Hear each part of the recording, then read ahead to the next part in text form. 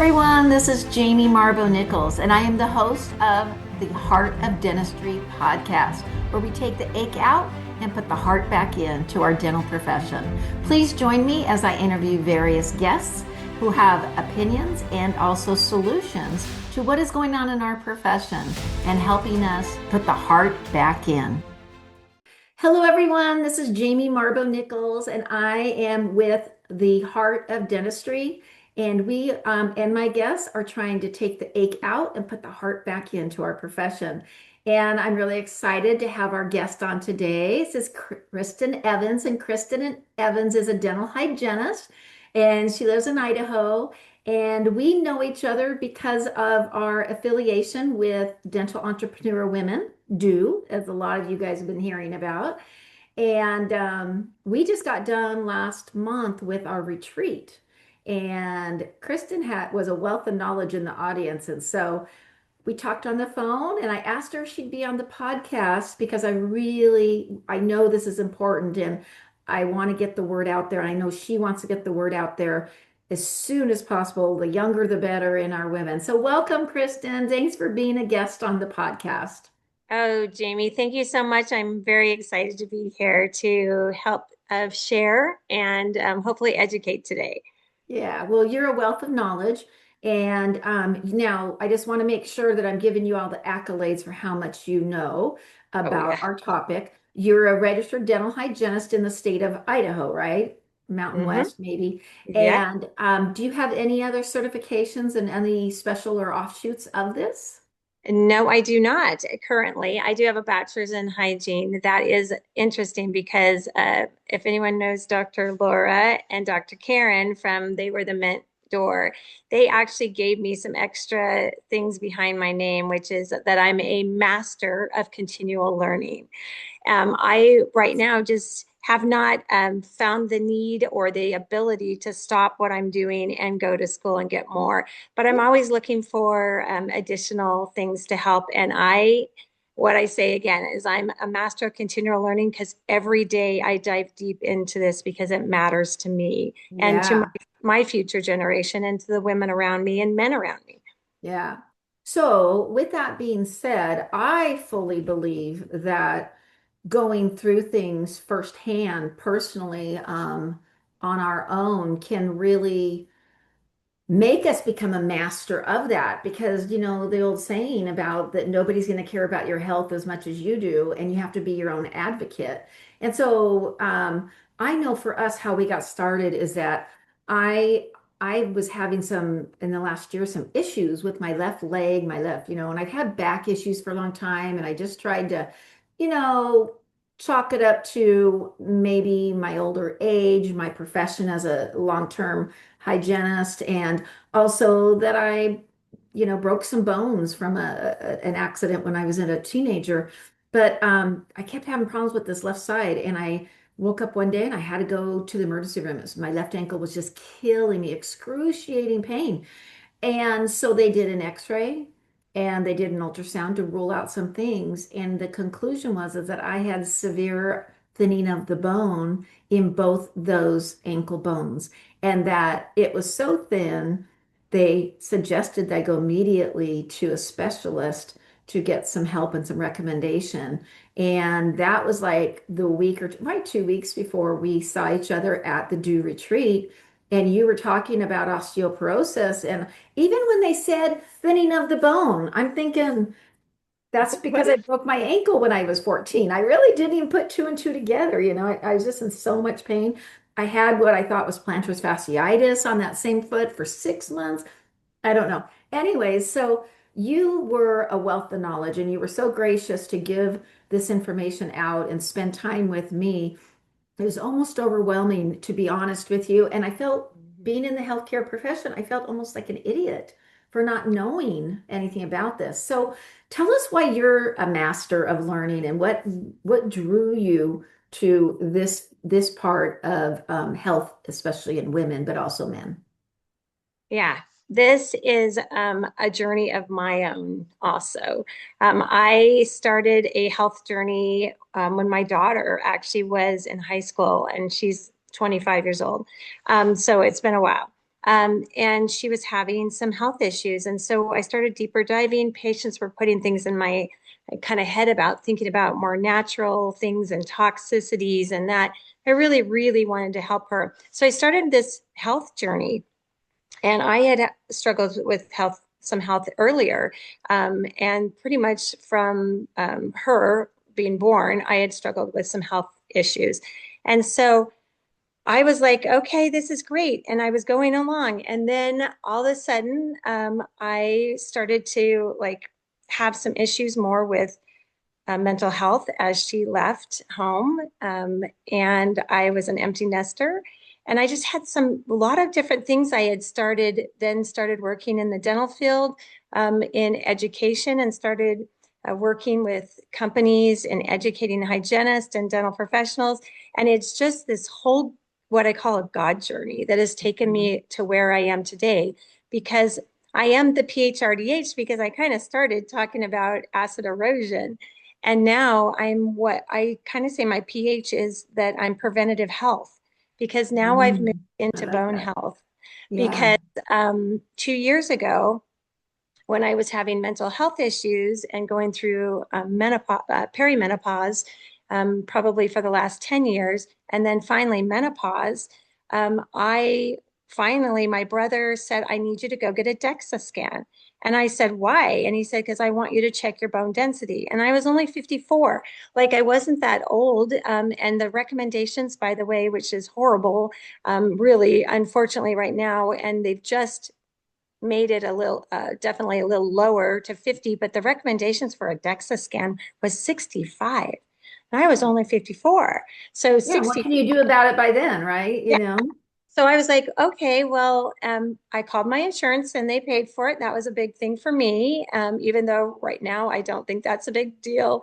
As we talk about this, hopefully people understand that it is something that needs to be checked. So I did get it checked because I wanted to prove my little brother wrong. And boy, was I shocked and blown away that I had severe osteoporosis. It's called a silent disease. It's sometimes called the silent killer of women because it creeps up and no one knows.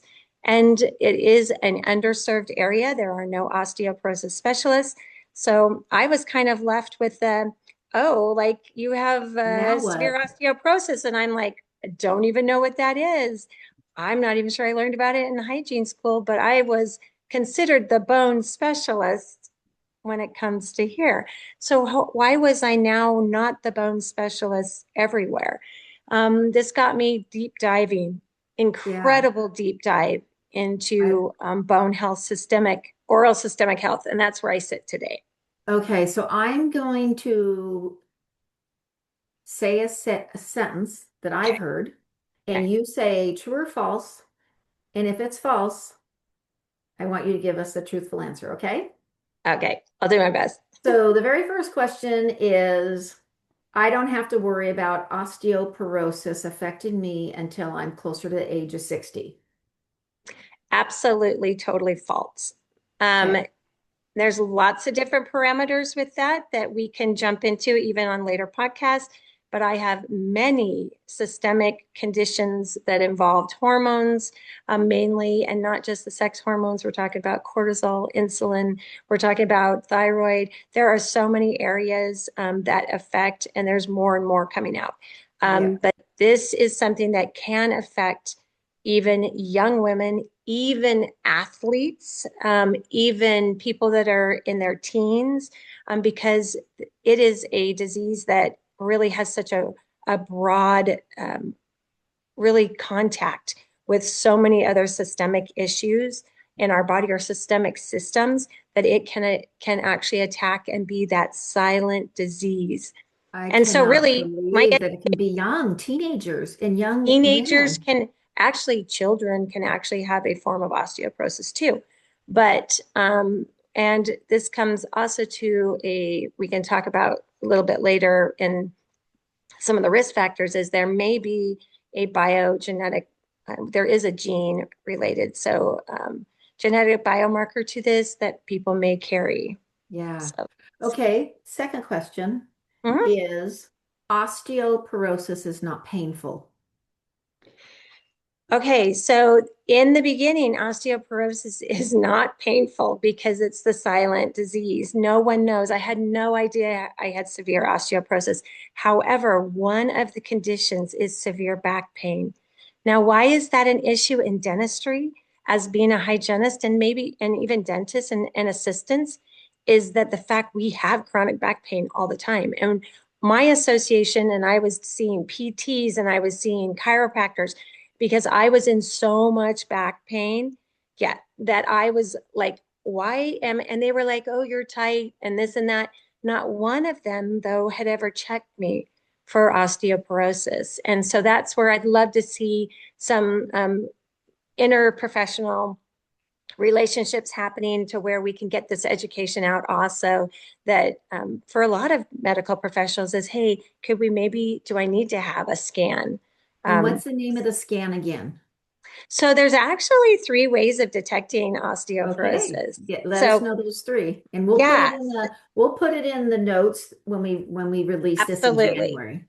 So the main, really the main one that we've had as standard of care is called the DEXA scan. So DEXA, DEXA scan. And that is, again, they had it at 65 years old. They've now moved it if you're high risk, which we'll talk about the risk factors in just a second, that you can actually have one at 50. I want to change the world because 50 is too late. I want education and early screening done between 15 and 30 because that's when we get our peak bone mass, and that's when when we are driving through those hormone changes, we get the most bone growth, and then we get it until we're 30. So And I would yeah, love, and the hormone, sorry, the hormone, Mhm. and I just found this out. The Yeah, hormone growth, and maybe it was you that taught it to me, it stops at age 30. bone growth, not Bone growth. Yeah. hormones, but Okay, yes, yeah, bone Bone growth, growth stops at absolutely. age 30. Okay, peak bone mass. Okay. So the density, the amount of bone that you have, it goes to around 30 years old, depending on the person. Again, everyone's so individual. I'm not a person that boxes anyone into a box. So it's individualized, like, so Which it should be, because around all healthcare should 30, be almost. yeah, around 30. At that point, you get your peak bone mass, bone mass. You will never get above that. You will only go down from that or stay the same. So that is why it is critical that we educate from 15 to 30, especially young women, of what they need to be doing to take care of themselves. Because once you start to lose bone, you can get like, you can get a little bit back and you can get some improvement, but you're not going to get to the amount that you could before you're 30. That you'll need. So, Okay. Okay. So I'm going to keep but it's asking the not, I, question. Oh, so go ahead. Jamie, though, it's not this, it's reversible. We can help reverse it. We It can. just takes a lot more effort than doing it before you're 30. And Okay. if you can get as high as you can be and then you drop a little, isn't that better than starting here and dropping? Like Yeah. that's the key is Yeah. let's get as That's why high as that teenage to 30 is so important because get to the critical. highest peak. Is there a limit to how high a peak you can have of bone density? That's a good question. I don't know that. Maybe I need Okay. to research some more. Yeah. I will just tell you that I've never seen anyone with little teeny muscles and large bones. And I've never Okay. seen anybody with giant large bones and little teeny muscles. So, I mean, there is a Can't be. correlation Okay. between muscle mass, and I'm sure there's just a peak amount that is probably, if you're too dense, I mean, there's a balance in everything. Like if Okay. you have a bone that's way too dense, or has had some calcifications that are, then it doesn't have the flexibility. So bones are so beautiful because they have to be flexible so Hmm. that we don't break them, but they Right. need to be hard enough that we don't break them. And Yeah. so that's Okay. that's really the hard Okay, part. next question. You already started to allude to this. And I think this is where we're going to get into the nuggets, and then we're going to do a part two because there's a Yeah, lot to do. we have a So lot. This is a lot. we're going to have you give us the good news, so how we put the heart back in. So Yes. a lot of us, I really think that you touching on the fact that yes, we're hygienists and dentists and assistants and bending over and that kind of stuff, and but the main out of these questions I've asked already that I'm getting is do not be fooled by thinking that is only due, your back pain is only due to our profession. So that's one thing. But my question is, I've been an athlete my whole life. I have played pickleball up until just a few years ago. Actually, this past year, since my left ankle and foot was hurting me, I've played racquetball. I was an endurance water skier. I lifted some weights, but not a lot. It was more really about endurance for me, my lungs and that kind of stuff, and staying in shape. So if I'm an athlete, I should probably not get osteoporosis. I shouldn't have to worry about this, right? We would think that. It just depends on what type of athlete. And that if you're a long distance runner, my nephew was just involved in a research group in at a university that was doing some testing on the male cross country team. And when he found out that I was so passionate about osteoporosis, he said, "Oh my gosh, they all had osteoporosis." And these are young men in there because they were doing massive long distance running. Wow. And so their body has to be very light. They have muscles, but the muscles are in different spots. So their bones, same as swimmers. Swimmers need very light bones so that they float and get and have that. Gymnasts are some of the best because they have rebounding, and it's a lot about impact. So pickleball actually is good, but there's a lot of other risk I can't factors do that it though we're if my ankle's going to break. that's it. Well, that's right. So we got to get you healthier so Yeah. that you can play because we don't want you to eliminate everything. We are not, I don't want women to think that they are fragile because we just need to improve ourselves in a Mhm. very safe way Yeah. and to be able to do that. But I don't want you to think like I now have to sit in a little bubble wrap and sit on my Yeah. couch because I can't do Well, anything. knowledge is power, and that's what you're trying to do, is that it can be reversed. Absolutely. So Yes. the good news is, have you increased your bone density since you found out at 54? I have actually increased it by 10%, which is Wow. which is this really the standard for a normal person rebuilds around 10% a year. If you have normal bone, you take the bone away and then you replace it with new bone. And we get a new skeleton every 10 years. But if you are deficient or have an issue in your bones and you have osteoporosis, which is again, it's holes, it's a metabolic bone disease that puts you basically have little wormholes in your bone.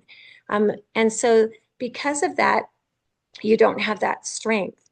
And so I needed to repair that as best as I can, How did as you young do as it? I. How'd you do So it? there's a lot of things I did.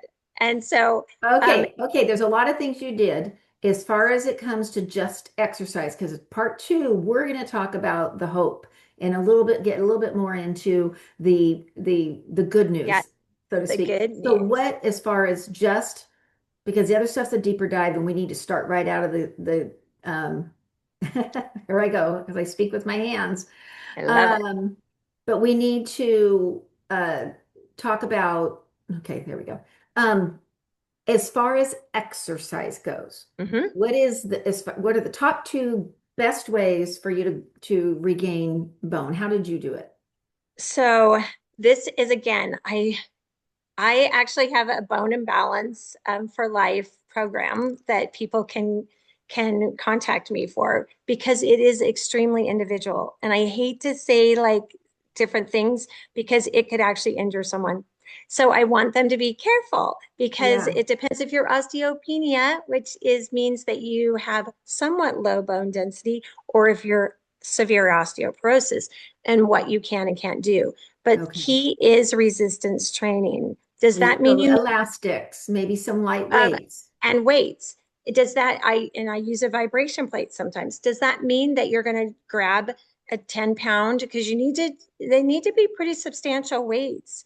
But does that mean you go and just grab 10 pounds on each hand and you just start doing it and then you start lifting wrong? No, you'll injure yourself. So injury is going to be way worse than if we start smaller and we start a program that somebody is actually that's qualified exercise therapist, get help with that in the gym, Mhm. or at home. And so I have different things that I help people, but I'm going to say first and foremost is to start to do strength training.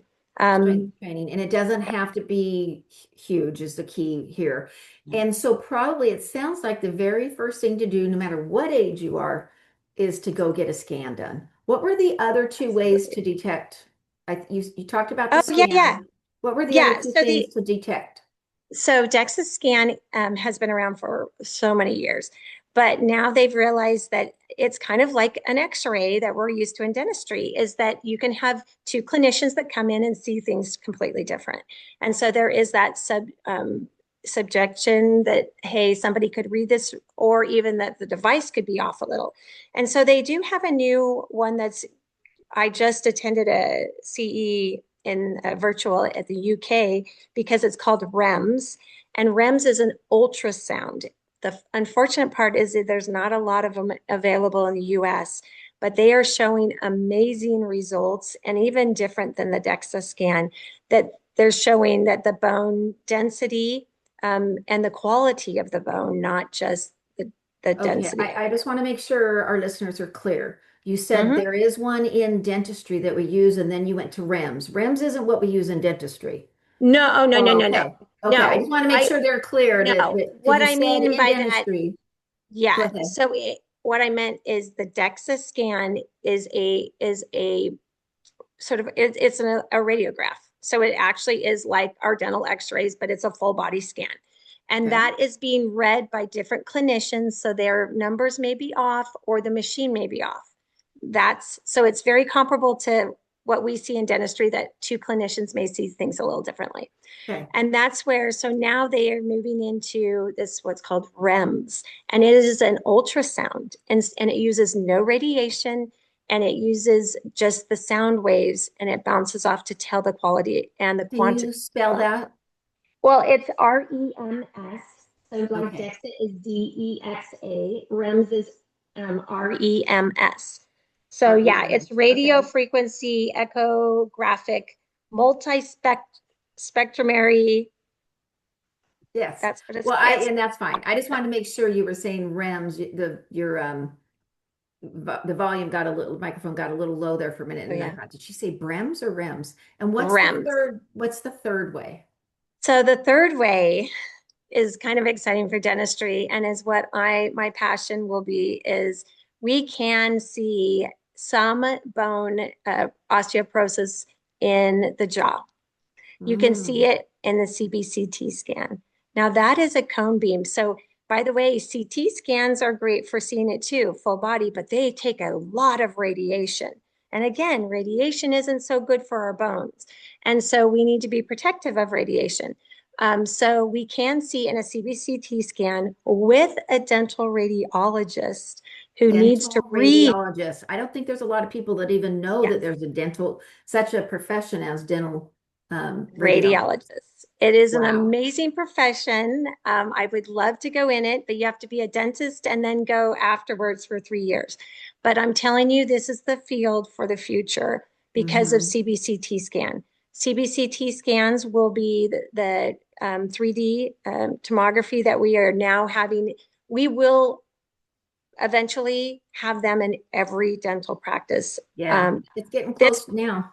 Yep, Yeah. this is the new that we need, but you have to have a dental radiologist look at it because it Yeah. has so much beautiful things that you can see, and things that could be an issue from all the way up here to here. And Yeah, so, well, even a part of the neck, the yes. carotid is a. I think that, and we're gonna end this episode and start another one.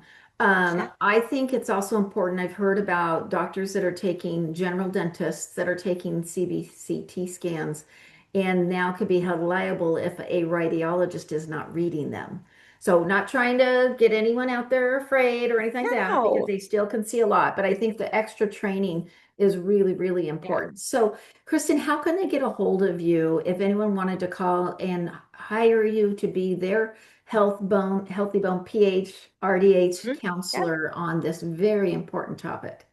Yeah. So it's called Bone and Balance for Life, and I'm a bone advocate. So I love to take people on this osteoporosis or osteoporosis prevention program. And so they can get a hold of me by my email, which is Kristin Evans, and it's 2 I's for Kristin and then Evans, rdh@gmail. And I'm Okay. sure Jamie will have that in the We will. link. We'll be putting it in the notes too, along And with this. also in link, I'm also in LinkedIn and I have an Instagram. But I would love anybody who wants to know more. They can contact me and we can deeper dive into this Yeah. because it is extremely individual. And again, there is no osteoporosis specialists out there that are. We're going to get into that in part 2. Yeah, So it'll be thank you exciting. so much for joining me. Yeah, And we thank are you. going to thank everyone for our listeners and our viewers. And we'll look forward to part 2 with you, Kristin. Thank you. The Heart of Dentistry Podcast, where we take the ache out and put the heart back in to our dental profession.